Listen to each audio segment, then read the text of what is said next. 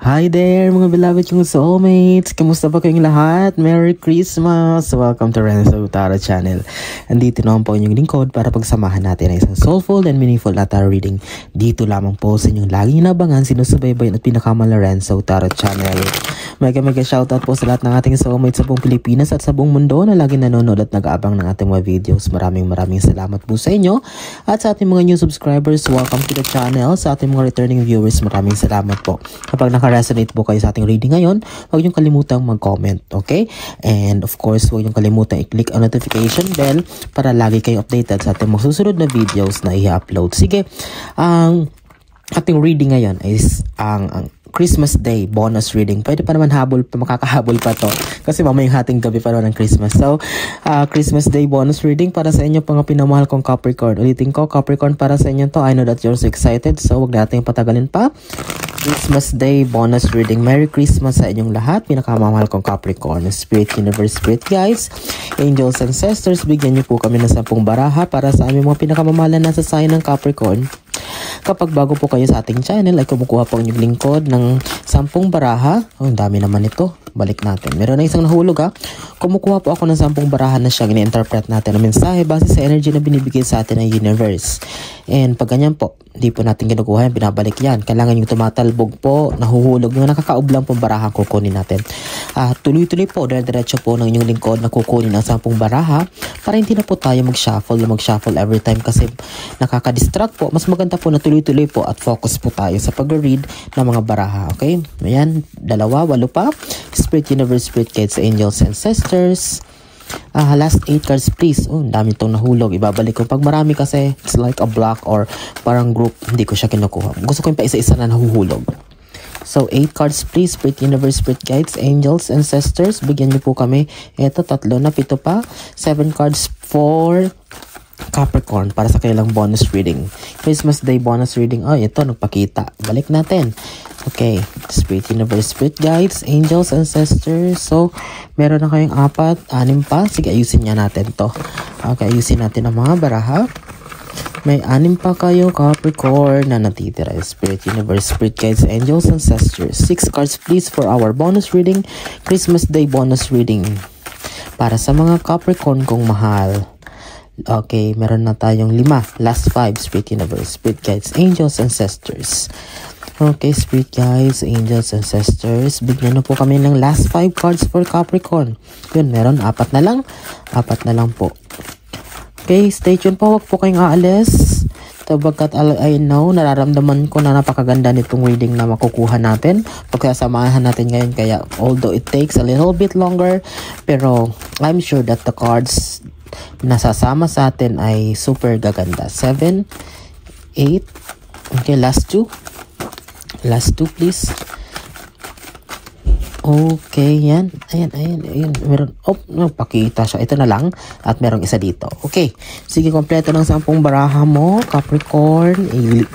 Ilagay lang natin ito sa gilid. At bilangin natin at ilatag na. Okay? Sige. 1, 2, 3, 4, 5, 6, 7, 8, 9, 10. Ayun, nakita nyo ha? Shuffle natin. At ilatag na. Okay. Sige. 1, 2, 3, 4, 5. Maraming salamat po sa inyong walang sawang tiwala, suporta. 60k strong na po tayo sa Renzo Tarot Channel. Nagsimula ako sa wala. Ngayon talagang hindi nyo ako iniwan. And sabi ko nga, ulitin ko, utang na loob ko sa inyong lahat mga pinamahal kong soulmates kung ano man ang success na natatamasa ngayon at matatamasa pa ng Renzo Tarot Channel. Okay, Capricorn, for your opening card para sa yung Christmas Day bonus reading is... Okay, 9 of Wands. Okay, although sa mga past kong reading ay puro parang it's all about jealousy, mga taong sinusubaybayan yung galaw mo, parang mga negativities, parang mga marites na minomonitor ang buhay mo. But I can see here, okay, I will turn this into positive one. Okay, bakit positibo ito? Although may taong nakamasid sa'yo, although may mga taong nagmamasid yun sa progress mo, but you know what? I can tell you, Capricorn, ang masasabi ko sa barahan nito ay hayaan nyo lang sila na magmasid. Hayaan nyo lang sila na makita nila ang growth mo, ang progress mo, lahat ng blessings na marireceive mo. It's because they will kill them. It will kill them slowly. Bahala sila, mamatay sila sa inggit, wala silang magagawa. Titigil din yan at up to the point na wala silang magagawa. Because you truly deserve this, Capricorn. Sinasabi ko, diba, 16 years na nagstay si Pluto sa bahay nyo. 16 years na up and down ang buhay nyo. 16 years na puro pasakit, puro problema, stagnancy, walang nangyari sa buhay mo. But now na nag-exit na si Pluto sa mga Capricorn at nag-move into Aquarius noong November 19. Ngayon mo palang nararanasan itong mga blessings. Paunti-unting nagbabago ang buhay mo. Unti-unting sumasaya ang buhay mo. Unti-unting gumaganda ang kalusugan mo, everything. And now, itong mga taong nandyan ay parang hindi nila matanggap itong mga turn of events na parang akala nila they have judged you for the long time. Akala nila hanggang dyan na lang. Akala nila ganyan kasama ugali mo, masama kang ugali. But no, it's because itong biglang liko, itong biglang pagbaliktad ng mga pangyayari ngayon ay unti-unting hindi nila kinakaya or unti-unting yung parang hindi nila matanggap. Ito ang nakikita ko rito. But don't you worry kasi talagang wala silang magagawa dyan. Di ba sinabi ko noon sa mga unang baraha, una kong reading, Capricorn, na kahit may gawin sila masama sa inyo, planuhin sila, kaingitan kanila, it will not succeed because you are guided by your spirit guides, lalong-lalo ng Panginoon, mga ancestors mo na laging nakagabay sa'yo or tumutulong behind your back. Okay? Pangalawa mong baraha, Capricorn, ito. Di ba? Sinabi ko Hierophant. Ayan, yung mga ancestors, mga spirit guides, yung mga guardian angels mo, ang Panginoon. Ayan, sinasabi ko sa inyo, hindi talaga yan magsasucceed. Hindi talaga sila magtatagumpay kahit anong gawin nila. Wala silang magagawa. Ay nako, sinasabi ko sa inyo, Capricorn. Panghawakan nyo to, huwag kayong matakot. You just go to the flow. You just do what your heart desire. Gawin nyo kung ano talagang nasa puso nyo. Huwag nyong isipin yung masasagasaan. Huwag nyong isipin ang magiging comment nito mga tao nito. It's because wala silang ambag sa buhay mo. During those times na naghirap ka, nasan sila? Okay, wala naman, di ba? So, here, the Hierophant represents the universe, ang Panginoon, ang mga mahal mo sa buhay na pumanaw na the ancestors, the spirit guides, yung mga guardian angels mo na talagang siyang dapat mong pasalamatan, siyang dapat mong bigyan ng papuri or bigyan lagi ng recognition is because without them, hindi mo lubos akalain kung bakit na-survive mo pa ang buhay mo hanggang ngayon. Okay? And don't give a shit with that kind of people. Okay? Talagang 2025 na. Naku, Capricorn, kung yan pa rin ang pag-ugali mo na parang after ka pa rin dito sa mga sinasabi nito mga taong walang kwenta, ay naku, mas lalo mo lang ibabalik ang sarili mo dun sa panahon na lugmok at problemado ka kasi nagpapapekto ka. Okay? Pangatlo. Capricorn, there will be a celebration but since this is a Four of Wands, I can see here may mga Capricorn bang manganganak, mabubuntis, mag-engage, ikakasal, or maybe not literally sa kasal din to, maaring makahanap ng bagong trabaho, papasa, because it's a celebration. Okay? Papasa, mapopromote, ma-approve ang visa, or any kind of celebration. Capricorn, congratulations in advance kung ano man to.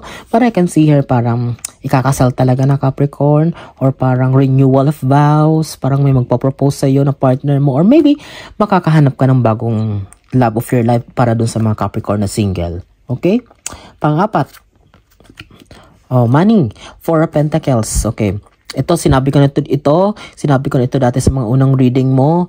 Capricorn na lumabas din ito. Four of Pentacles is all about caution or pag-iingat or pagiging matalino sa pag-spend ng pera.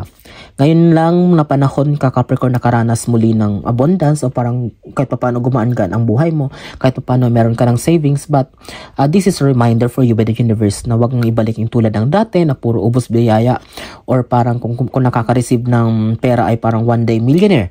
So, yan ang titingnan mo, kailangan mong hawakan ng mabuti, kailangan mong ingatan, kailangan mong maingat na i-monitor ang pera mo paglabas, pasok ng pera kasi mahirap na kapag naubusan and syempre lalong pinaghihirapan mo yan.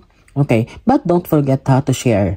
Don't forget to share your blessings kahit paunti-unti. It's because of the positive karma na binibigay ng sharing. But I know, Capricorn, you're a very kind-hearted person. Kayo yung klase ng tao na mapagbigay din. Okay?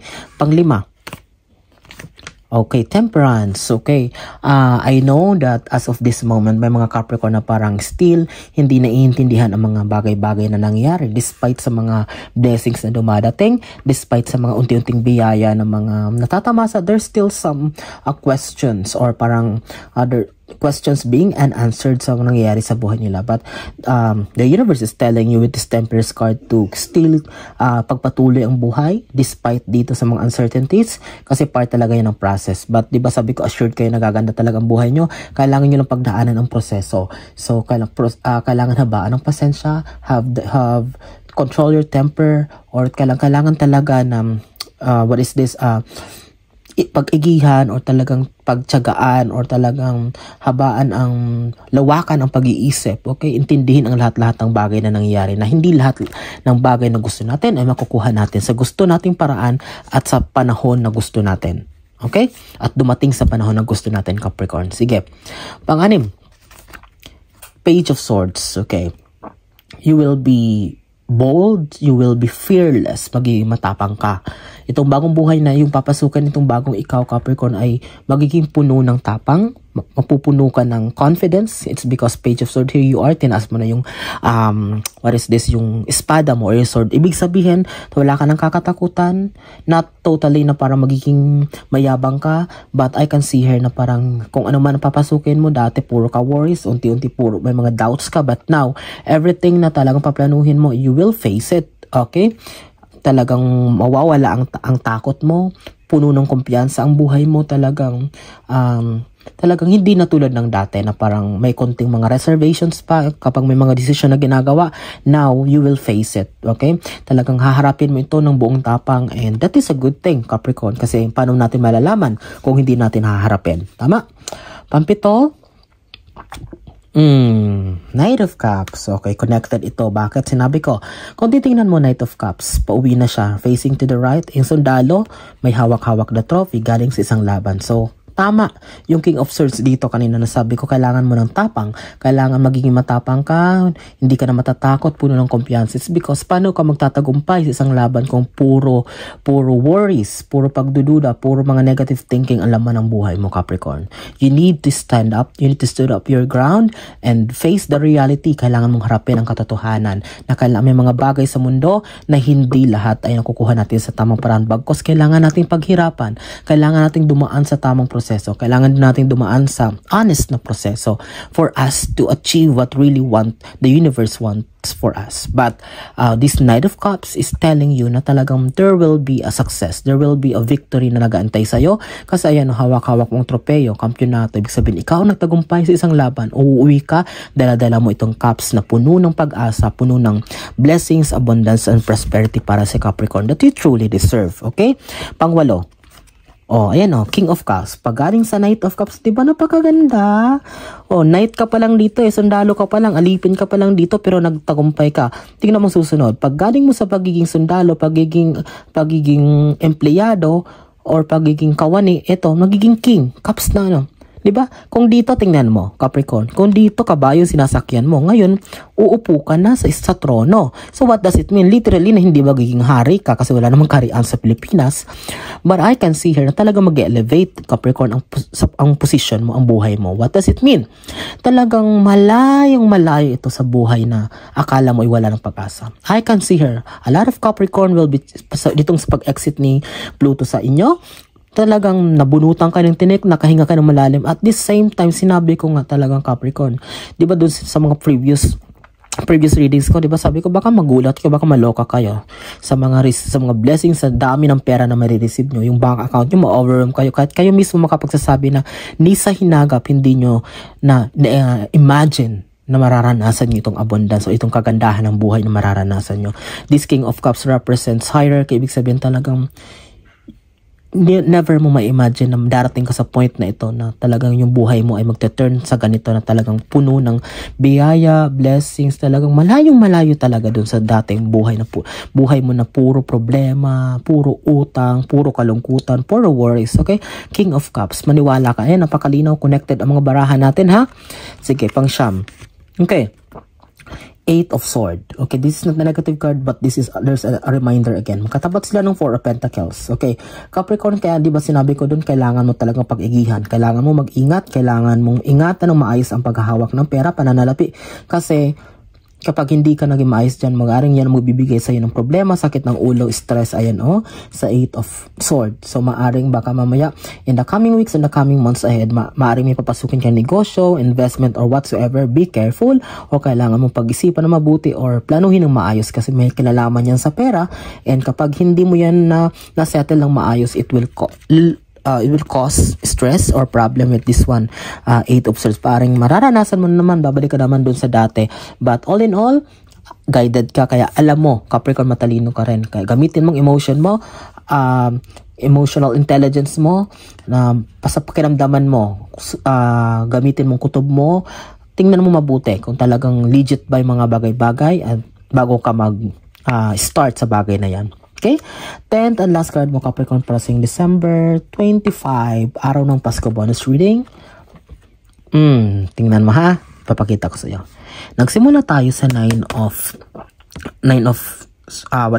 Wands. Itong mga taong, diba, sabi ko na talagang wala silang magagawa. Talagang mamamatay sila sa inggit para sa'yo. And 10th, tinatapos natin sa Wands pa rin, 7 of Wands. May gusto talaga may tao talaga na gusto kang pabagsakin or naiinggit talaga sa'yo. Here you are, this person ay talagang may mga binubunot siya sa mga foundation, sa mga sinisiraan ka, nabibigay ng comment. Kaya talagang hindi siya masaya. So, panapos na bara. So, talagang pinapakita nito na Capricorn, you are prone to this kind of people. So, but all in all, diba, uulitin ko, wag nyo nang focusan nito. Don't give a damn shit or a time for this kind of people kasi wala silang magagawa. Para kumbaga sa kusa na lang silang mahihimatay, kusa na lang silang titigil dito sa mga illusions nila, mga delusions nila tungkol sa'yo. Kasi wala naman silang magagawa eh. Mas lalo lang silang masasaktan, mas lalo lang silang maapektuhan kapag hindi nila tinigil itong inggit nila para sa'yo, Capricorn. But all in all, you know that this is a very beautiful and soulful reading nating pinagsamahan. That's it. I am praying na marami nasa sign ng Capricorn makaparad nito. Kapag may kaibigan kayo, kaklase, kaopisina na mahilig rin sa tarot reading at hindi pa member ng ating channel, don't hesitate to recommend our channel para mag-subscribe din sila. And of course, kapag hindi pa po kayo nakasubscribe, please do hit the subscribe button, click the notification bell para lagi kayo updated sa mga susunod nating videos na pagsasamahan, at mag-comment kayo kapag nakaresonate kayo. I am randomly nag-reply pa ako sa mga comments. But all in all, maraming salamat sa isang buong taon na sinamahan nyo ako. Ulitin ko, ay talagang kung hindi kayo, ay di ko alam kung saan darating itong Renzo Tarot Channel ngayon, sapagkat utang na loob ko sa inyo pinamahal kong soulmates, lalo na ating mga soulmates sa Pilipinas, sa buong mundo, mga overseas Filipino workers kong pinakamahal na laging nanonood, nag-aabang. Maraming salamat sa inyo. Merry Christmas in advance, maligayang Pasko, and naway pagpalain kayo ng Panginoon. Mag-iingat kayo lagi sa araw-araw, ano man ang ginagawa nyo. God bless us all.